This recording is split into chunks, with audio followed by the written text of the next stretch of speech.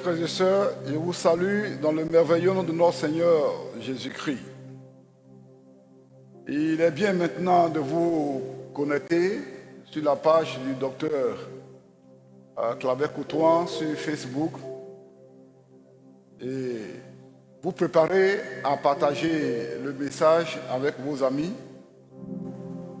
C'est vraiment une grande joie aujourd'hui pour nous de réfléchir sur la raison pour laquelle Jésus a été à la croix. Nous allons fournir certains commentaires. Le fait que le Christ soit à la croix présente plusieurs sujets de prédication. On pourrait parler des voies, les voies de la Pâque. On peut parler de la phénoménologie de la Pâque. On peut parler les géants de la foi de la Pâque. Vous voyez, il y a plusieurs sujets qu'on peut traiter autour de la croix. Mais nous allons voir aujourd'hui la signification du fait que Jésus soit à la croix. Pourquoi il est à la croix? Et nous allons jeter un regard sur ce qui se passe à l'Église. Est-ce qu'il y a une corrélation entre le fait que Jésus ait été à la croix et ce que nous faisons maintenant? Vous allez voir, quand Moïse est parti pour prendre les commandements avec Dieu, qu'est-ce qui se passait en bas? Donc, on va établir une relation entre ce que Jésus a fait pour nous à la croix et ce qui se passe maintenant à l'Église. Donc, nous allons avoir un moment d'adoration d'abord, avant d'entamer l'aspect de discussion. Que Dieu vous bénisse. Oh Jésus, tu es bon, tu es puissant, tu es merveilleux, à toi la gloire, au siècle des siècles, Père, tu es grand Jésus, oh alléluia. Alléluia. Que les nations célèbrent le roi. Que les nations célèbrent le roi. Que les rachetés proclament sa grandeur. Alléluia. Ah, nous voulons dire, je parlerai de ta bonté. Je parlerai de ta bonté. Je dirai tout haut ce que tu as fait. Je dirai tout haut ce que tu as fait. Alléluia. Alléluia. Alléluia. Alléluia. Alléluia. Ah, tu le connais, tu peux le chanter avec moi. Tu peux le chanter avec moi. Alléluia. Je dirai tout haut ce que tu as fait dans ma vie. Je dirai tout haut ce que tu as réalisé. Seigneur, oh, nul n'a été trouvé digne de venir mourir à la croix et d'être le sacrifice qui nous donne la vie aujourd'hui. Ah, Jésus a payé le prix. Jésus a payé le prix. Et il n'y a plus besoin de sang de bouc. Il n'y a plus besoin de sang de pigeon. Mais le sang pur, le sang parfait de Jésus nous a libérés, nous a justifiés. Ah, le sacrificateur qui entrait dans le lieu très saint une fois, oh, pour l'année, cette fois-ci nous avons accès parce que le voile qui séparait le lieu saint du lieu très saint a été déchiré. Oh, quelle grâce! Nous pouvons entrer maintenant dans la présence de notre Dieu. Ah, nous voulons dire tout haut ce qu'il a fait, tout haut l'œuvre salvatrice de Jésus-Christ, son sang qui nous a lavé, qui nous a purifiés. Oh, alléluia, praise God. Alléluia. Je dirai tout haut ce qu'il a fait. Alléluia, alléluia. Tu m'avais dit de compter sur ta bonté. Alléluia. Je n'ai pas hésité. Oh, oh, oh, oh. Et toi, tu m'as prouvé ta fidélité. Oh Dieu, vraiment, tu m'as étonné. Combien tes œuvres sont excellentes. Ah, c'est vrai. Aussi grand que tu es, tes œuvres sont manifestes dans ma vie. Je dirai tout haut, je dirai tout haut, alléluia, tout haut, la gloire de ton nom. Je parlerai de ta bonté. Chante avec moi, chante-le. Ta fidélité. Je dirai tout haut, tout haut, tout haut, ce que tu as fait pour moi. Je proclamerai la gloire de ton nom. Chante encore, je parlerai de ta bonté. Je parlerai de ta bonté, ta fidélité, et je dirai tout haut, oh, tout haut, ce que tu as fait pour moi, et je proclamerai la gloire de ton nom. La gloire de ton nom, la gloire du nom de Jésus, la gloire du nom de Yahvé, la gloire de son nom, la gloire de son nom, la gloire de Jésus, la gloire de Yahvé, la gloire du nom de Jésus, la gloire de ressuscité, la gloire de Jésus, la gloire de Jésus. Alléluia, nous proclamons la gloire de Yahvé. Oh Jésus.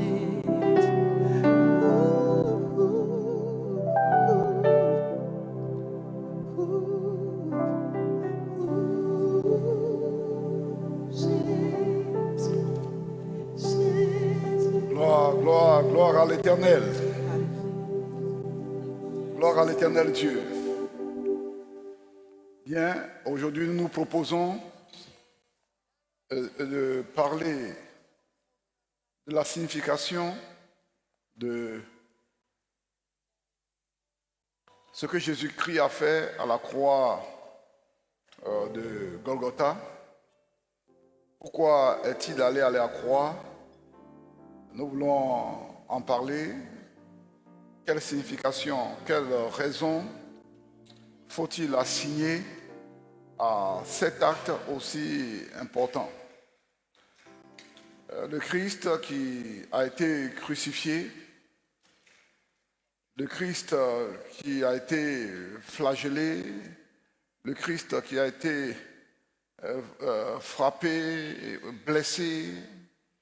Mais quelle est la signification et le lien qu'il y a entre ce que nous faisons à l'Église maintenant avec ce qui s'est passé à la croix? Quand tu regardes personnellement ta vie, ton comportement, et ce que tu fais avec Dieu maintenant. C'est-à-dire, parlant de la tête des églises, depuis le pasteur jusqu'au simple, peut-être balayeur de l'église, nous voulons analyser ce que nous faisons par rapport au Christ qui a été crucifié. Parce que c'est à cause de lui, et c'est pour lui, et c'est par lui que l'Église existe.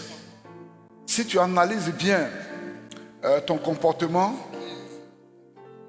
tu vas voir si ce que tu fais actuellement est en relation avec ce que le Christ nous a présenté à la croix.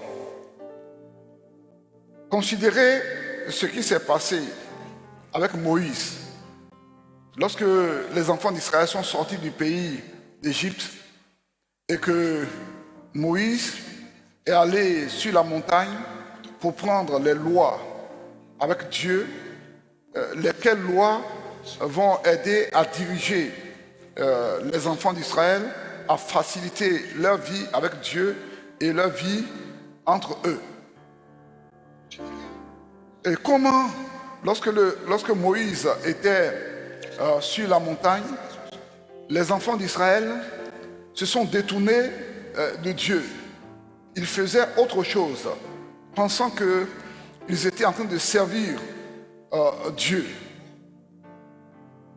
Et quand nous voyons tout ce qui se passe à l'église, nous pouvons essayer d'établir une correspondance entre ce qui s'est passé avec Moïse sorti du pays d'Égypte, avec les enfants d'Israël étant à la montagne, et le comportement des enfants d'Israël au bas de la montagne. Le Christ crucifié, à travers sa crucifixion, Dieu veut nous enseigner. Dieu veut nous montrer qu'il nous accorde une libération totale. Une libération totale. Dieu veut te délivrer totalement. Il n'y a pas une certaine mesure de vie par rapport au Christ qui a été crucifié et qui est ressuscité. Nous savons tous que c'est un seul péché. C'est un seul péché qui a fait que Adam a quitté le jardin d'Éden. C'est un seul péché qui a fait que l'homme a perdu la présence de Dieu. Et quand Christ est venu et qu'il a rencontré Zachée, il a dit que le Fils de l'homme est venu chercher et trouver ce qui était perdu. Vous voyez, une déclaration. Il est venu pour chercher et trouver ce qui était perdu. Voilà pourquoi le fait d'être libéré totalement, le fait d'être affranchi, le fait de voir la délivrance que Dieu apporte sans mesure est une bénédiction très importante pour le croyant. Alors on peut se poser la question, de quoi es-tu délivré depuis que tu viens à l'église? Tu es délivré de quoi? Considère l'œuvre de Christ à la croix de Golgotha. Penses-tu que le Christ va être crucifié, va être enseveli et il va ressusciter au 3e jour et cela va rester sans réponse? Non. Il y a une grande signification qui est assignée à cette œuvre de Christ. Maintenant, tu vas essayer de répondre à la question. Depuis que tu viens à l'église, de quoi es-tu délivré? Tu vas commencer à égrener les points de délivrance. Ce que Dieu a fait pour toi dans ta vie. Quelqu'un va dire, depuis que je viens à l'église, ma première délivrance, Dieu m'a délivré de la cigarette. Ce n'est pas mal, c'est une délivrance. Dieu t'a délivré de la cigarette. Effectivement, tu ne peux pas fumer étant dans l'église. Tu ne peux pas fumer pendant la prière. Ce n'est pas une bonne chose devant Dieu. Mais il y a des choses encore plus importantes desquelles Dieu veut te délivrer. Le Christ a été crucifié. Pour Dieu, il y a une grande signification. Dieu se dit que lui, il est venu pour aider les hommes et il a fait. Il est venu pour sauver les hommes et il les a sauvés. Il est venu pour libérer les hommes et il les a libérés. Maintenant, quand on vient à ta vie personnelle, c'est là qu'on veut voir cette délivrance se manifester. Plusieurs personnes auraient aimé que la délivrance dont nous parlons, le fait que Dieu soit venu nous sauver à travers Jésus-Christ, c'est quelque chose qu'on va expérimenter quand le Christ va venir chercher son Église. Et que c'est après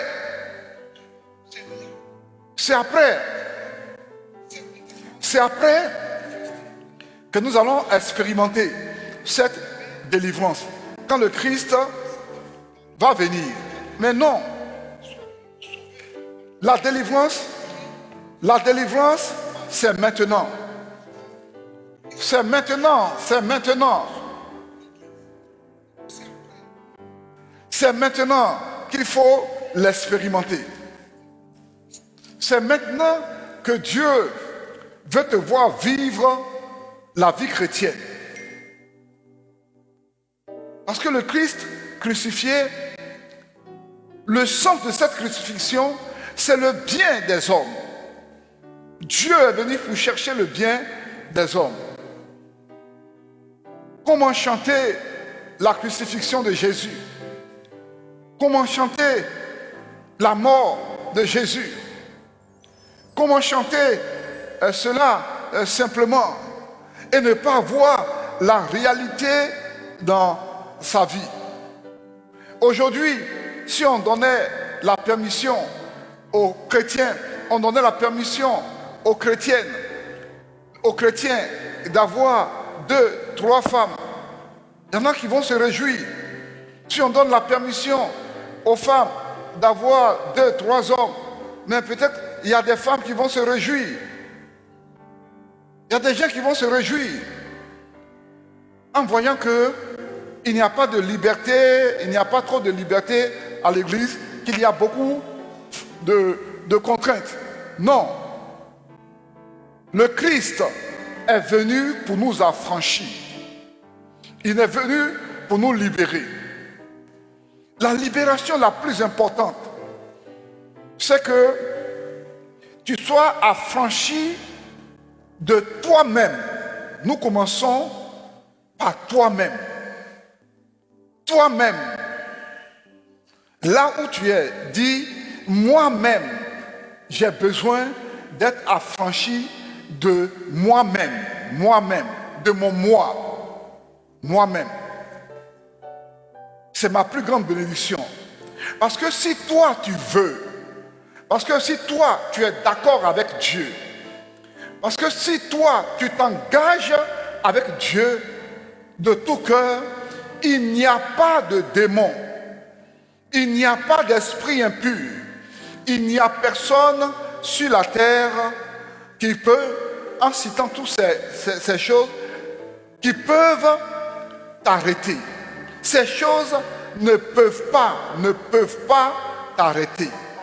Si tu es délivré de toi-même, tu diras que c'est moi qui veux adorer Dieu. C'est moi qui veux servir Dieu. C'est moi qui veux marcher avec Dieu. Et laissez-moi adorer mon Dieu.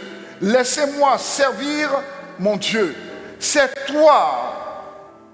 Je dis mon frère, ma soeur, je dis c'est toi-même. Ne pense pas aux démons. Ne pense pas aux choses du village d'abord. Ne pense pas à certaines activités de la ville qui peuvent constituer un frein à ton adoration, à savoir les boîtes de nuit et autres. Non. C'est toi-même d'abord. Toi-même. Et c'est là que, à l'instant où je parle, tu vas lever la main et tu vas dire, moi-même, je veux servir l'Éternel. Moi-même, je veux que l'Esprit de Dieu me contrôle. Parce que si tu ne veux pas, Dieu ne peut rien faire avec toi. Vous savez que lorsque Jésus-Christ est allé dans certains territoires, il n'y avait pas de foi. Les gens ne croyaient pas en lui. Donc il n'a pas pu faire beaucoup de miracles. Il a fait quelques miracles seulement.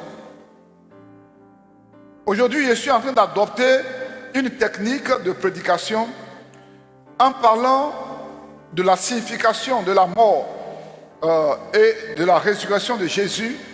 Presque tous ceux qui lisent la Bible savent où ça se trouve. Où ces choses se trouvent. C'est à la fin de des différents livres de l'Évangile que vous avez dans la Bible. Vous allez dans Marc, c'est vers la fin. Vous allez dans Matthieu, vous allez dans Luc, c'est vers la fin que vous allez voir ces choses. C'est toi-même. Je dis, j'insiste. Si, après être rentré à l'église, après avoir fait la première confession, et que tu acceptes Jésus, si tu ne veux plus pécher, tu vas te protéger par la puissance de Dieu. Quand le péché va venir, tu vas dire non.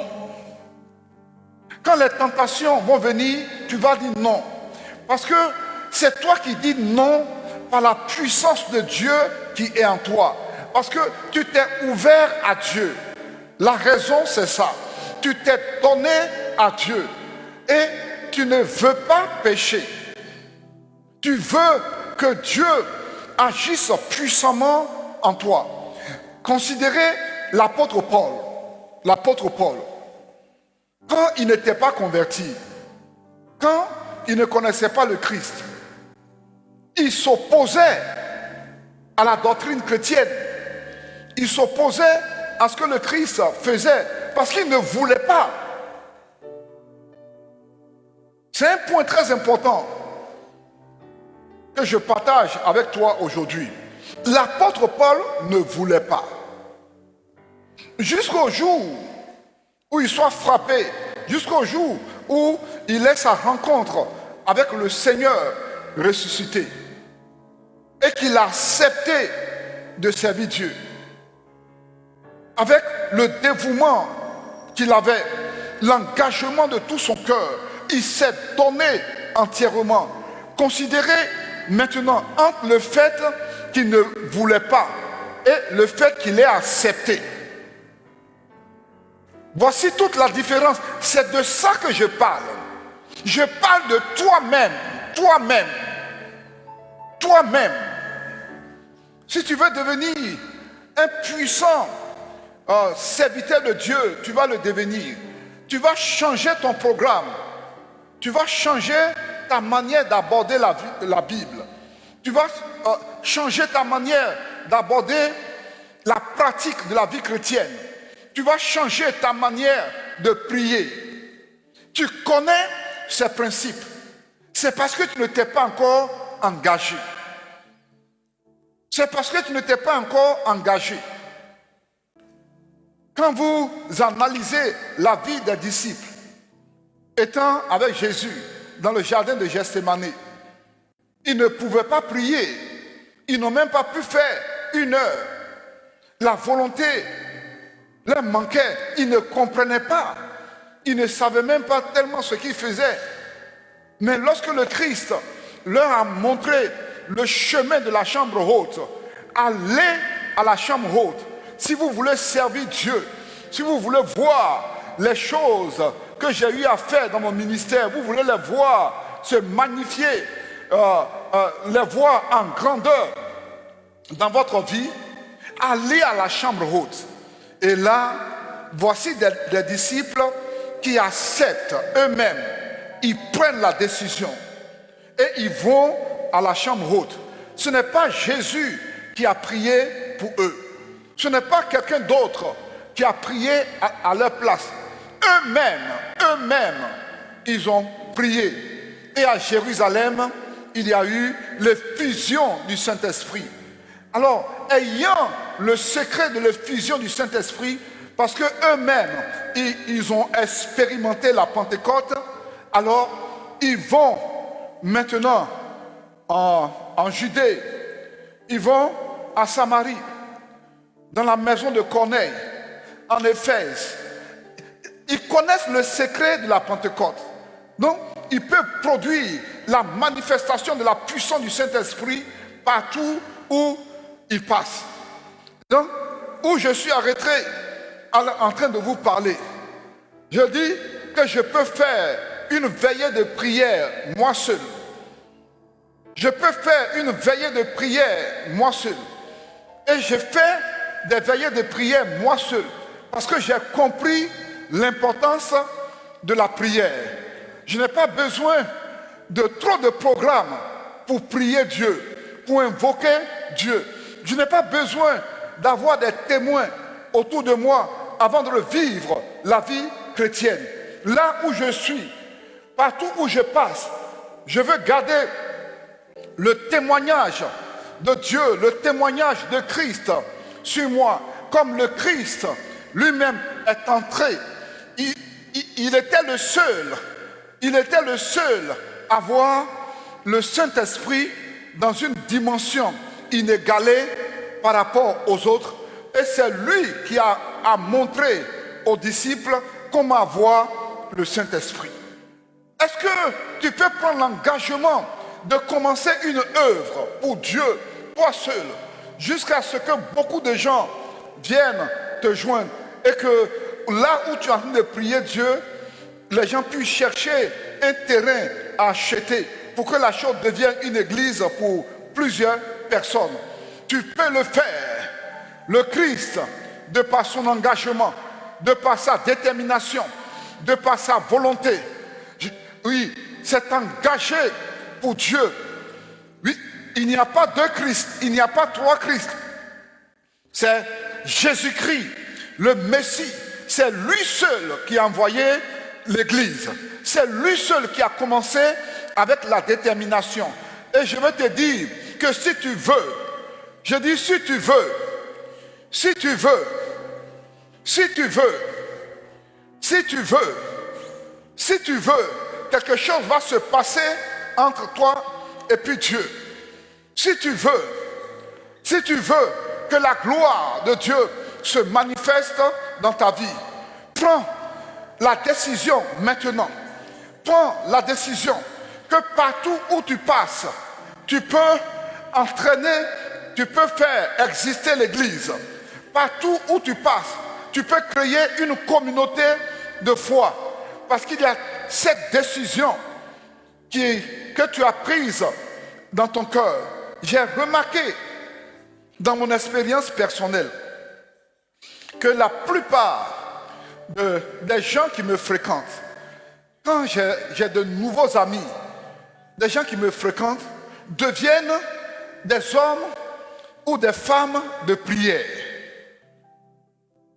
À cause de cet engagement de détermination dans la prière, cet engagement que j'ai pris devant Dieu. Même étant étudiant, quand je partage une chambre d'étudiants avec un autre étudiant, à la fin de la session, l'étudiant commence à devenir un homme de prière parce qu'il me voit toujours en train de prier.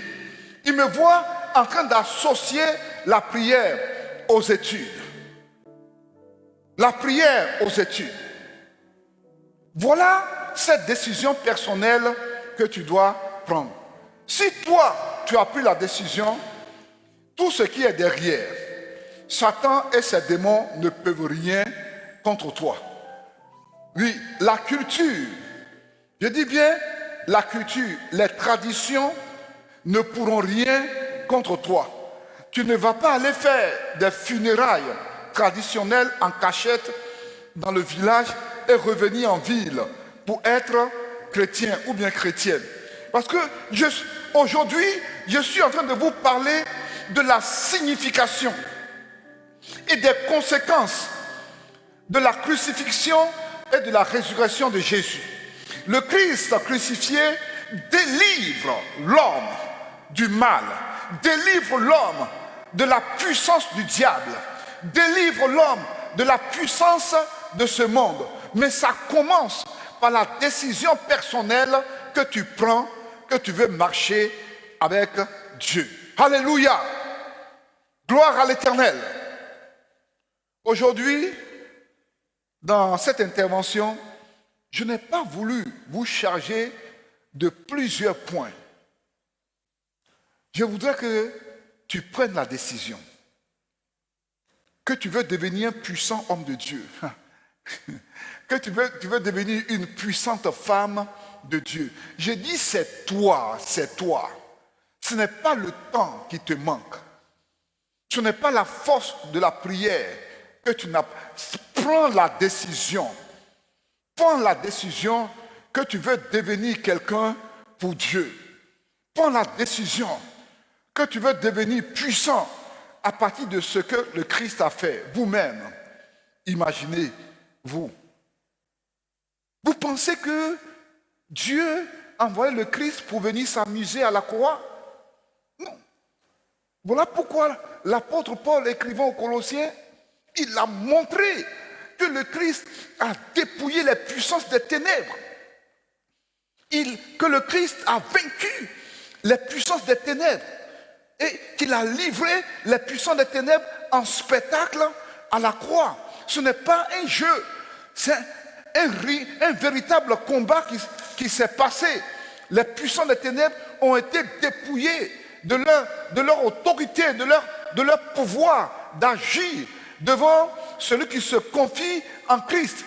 Voici la signification de ce qui a été fait. Alors, en considérant l'Église, cher homme de Dieu, en considérant ton ministère, est-ce qu'il y a une relation entre le sens de la crucifixion et de la résurrection avec le ministère que tu es en train de faire? Cher homme de Dieu, cher chrétien, chère chrétienne, la vie chrétienne que tu es en train de mener, est-ce que c'est en relation avec la signification de la crucifixion et de la résurrection de Jésus-Christ? Parce que Dieu dit que pour lui, il est venu pour te délivrer totalement. Une délivrance totale, une délivrance réelle, une délivrance absolue, où les forces des ténèbres sont vaincues, la magie, les pratiques occultes, les pratiques autres que celles de la volonté de Dieu sont neutralisées. C'est pour cela que le Christ a démontré qu'il est venu pour bâtir son Église et aucune puissance ne peut prévaloir contre l'Église, ne peut prévaloir contre ce qu'il fait, parce qu'il sait ce qu'il est venu faire. Est-ce que tu sais ce que le Christ est venu faire? Est-ce que tu sais? Il ne faut pas ajouter de l'amusement à ce que le Christ est venu faire. Il a porté la délivrance. Il a porté la libération. Alors, ressaisis-toi. Si tes nuits ont été troublées par les maris de nuit, ou bien les femmes de nuit, ces maris de nuit, ces femmes de nuit, Jésus-Christ les a vaincus à la croix de Golgotha. Le Christ les a vaincus. Et tu dois être libre. Il faut relever ton niveau de prière. Les puissants des ténèbres ont peur du feu de la puissance de la prière. Les démons ont peur du feu de la puissance de la prière. Ils ne peuvent pas résister. Ils ne peuvent pas travailler. Là où il y a une consécration réelle vis-à-vis de Dieu, appuyée par une puissance de prière, les démons ne peuvent pas résister. Revois ta compréhension de la croix. Alléluia. Bien-aimés, j'aurais voulu qu'aujourd'hui, nous puissions réfléchir. Et voilà pourquoi je t'invite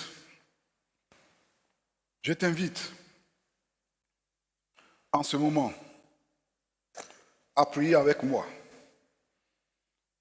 À prier avec moi. Et tu as dit, Yahweh, je voudrais que tu me donnes une compréhension plus large, une compréhension totale de ce que le Christ est venu faire, que je ne veux plus venir à l'église pour m'amuser. qu'est-ce que toi tu voulais dire quand le Christ était à la croix? C'est ce que je veux faire. C'est ce que je veux faire. Yahweh, c'est dans le nom de Jésus-Christ que nous nous approchons de toi avec foi et détermination. Nous ne voulons pas jouer avec ce que tu fais. Le fait que tu aies permis que le Christ soit à la croix, il y a une signification, il y a un sens que toi tu vois en cela, que le Christ est venu délivrer les hommes et les femmes de tout péché. Il est venu pour nous libérer, il est venu pour nous affranchir, et qu'en nous engageant vis-à-vis de Dieu, en nous mettant dans l'évangile, nous recevons la puissance de Dieu, nous recevons l'autorité de Dieu, nous recevons le pouvoir de Dieu. Yahweh, donne cette compréhension aux uns et aux autres, que les gens ne voient pas quelqu'un qui est à la croix, qui a souffert, qu'on a frappé, dont le corps est couvert de sang, comme un jeu, une représentation quelconque, mais une réalité venant de la part de Dieu, que les hommes et les femmes sont affranchis. Et maintenant, Yahweh, touche mon moi, c'est-à-dire ma décision personnelle. Aide-moi à grandir dans tous les aspects que tu as considérés. Le fait que je me livre totalement, comme le chant le dit, je me livre totalement. Tu peux m'utiliser. Que je me livre totalement entre les mains de Yahweh. Que je m'abandonne absolument à Yahweh. Que je me confie totalement à Dieu. Que la décision dans mon cœur soit une décision réelle, une décision vraie. Parce que c'est à partir de la décision totale que Dieu va travailler, que Dieu va agir, que Dieu va glorifier son nom. Chers frères et sœurs, je vous remets entre les mains de Yahweh, que sa puissance soit sur vous et que vous soyez gardés en comprenant la signification, le sens de la mort et de la résurrection de Jésus-Christ. Et vous appliquez cela à votre vie. Moi, j'ai appliqué cela et je vois les fruits, je vois ce que Dieu est en train de faire. C'est ce que Dieu a fait pour nous. Il n'y a pas une autre solution. Que Dieu vous bénisse. Alléluia.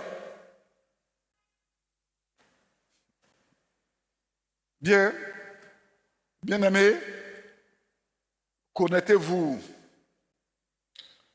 chaque jour de mardi à vendredi, entre midi et 2. Nous allons prier ensemble, nous allons écouter la parole de Dieu ensemble. Cela sera fait régulièrement, même si un jour ce n'est pas moi qui prêche, il y aura un serviteur de Dieu qui va animer ce moment. Et ça sera des moments puissants que nous allons vivre. Et les mardis soirs, de 17h30 à 19h30, connectez-vous sur Zoom. Et c'est sur Zoom que l'Église va prier ensemble. Et le vendredi, à partir de 17h30 aussi, connectez-vous. Il y a la mini-veillée sur Zoom. Si vous êtes connectés, on va prier ensemble. On va se voir comme si on était ensemble. Pourtant, on n'est pas dans un même lieu. La fois dernière, on priait. Il y a une sœur qui nous a rejoints depuis le Sénégal.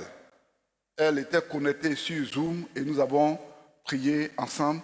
Vous avez un besoin, vous voulez m'appeler, vous voulez me poser des questions, appelez-moi au 07 74 05 22. Pour ceux qui sont encore sur Orange, vous pouvez le faire au 49 32 68 73. Ceux qui ont leur MTN, appelez-moi au 06 99 80 25. Et ceux qui sont sur Move, appelez-moi au 40 64 16 06. tous ces numéros-là sont en même temps des numéros de mobile money. Si vous voulez supporter ce ministère, encourager ce ministère, depuis le premier numéro jusqu'au dernier, vous pouvez donner ce que vous avez à cœur pour faire avancer l'œuvre de Dieu. Vous savez que le projet qu'on a, c'est qu'on développe la prière de réveil spirituel dans les grandes capitales, par exemple Dubaï, et à Sydney, et à New York, à Paris, à Londres, quoi encore, hein? Toutes ces villes-là que vous connaissez, les villes même de l'Est. Donc, voici ce grand projet que nous avons. Il faut que le réveil couvre toute la terre. Alléluia, que le nom du Seigneur soit béni.